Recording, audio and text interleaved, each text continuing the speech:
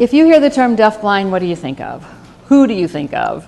Anybody yell it out? Go ahead, yell it out. Helen Keller. Helen Keller, absolutely, okay. And absolutely, Helen Keller is the face of deafblindness for many people.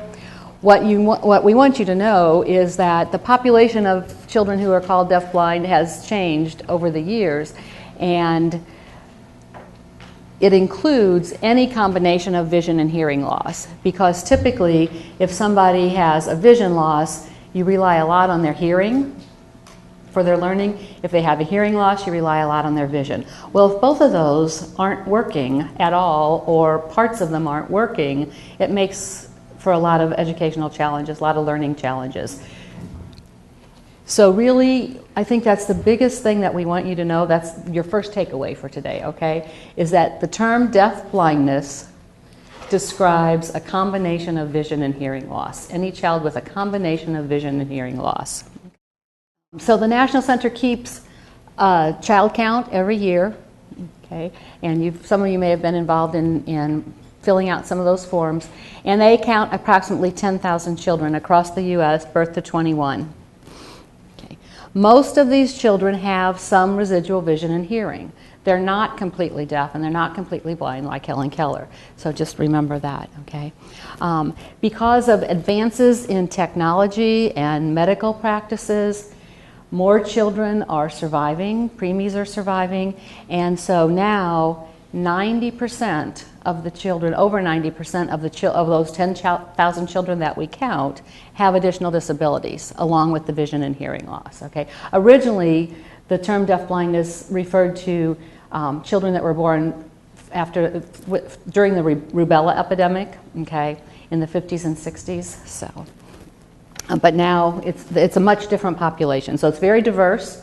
So you're gonna have folks who are, we have law students, we have all kinds of young adults who are doing all kinds of things out in the world with the help of interpreters and tactile signing and communication. But then we have children who need a wheelchair to help them get around and will always need a lot of support. So it's a large population.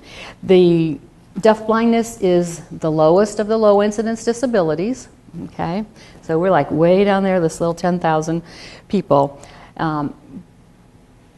Part C is non-categorical, so there's not a category for deafblindness. But in the 3 to 21, the IDA counts count over the last 5 years or so 75 to 80,000 children nationwide with hearing impairments. Okay, 28 to 30,000 children annually with visual impairments, and about 2,000 classified as deafblind because it is an IDEA category.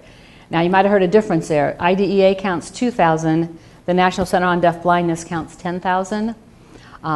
That's because it's a lot of reasons, but if you have to pick one, sometimes the kids, I just said they have additional disabilities, so they'll be categorized as multiple disabilities or health challenges, complex health challenges, other health challenges. So we want you to know also that, just knowing that term exists and knowing that these children need to be counted and people need to recognize that combination. Okay, let's go on. So when you're talking about deafblindness, you're going to hear more than one term, okay?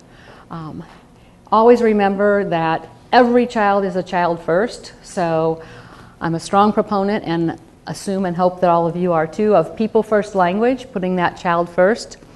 So you might hear a child with combined vision and hearing loss, a child with deafblindness, a child who's deafblind, a child with dual sensory impairments, a child with dual sensory loss or losses, child with functional vision and hearing challenges. So, maybe that something's just not working. They appear as if they need help with that.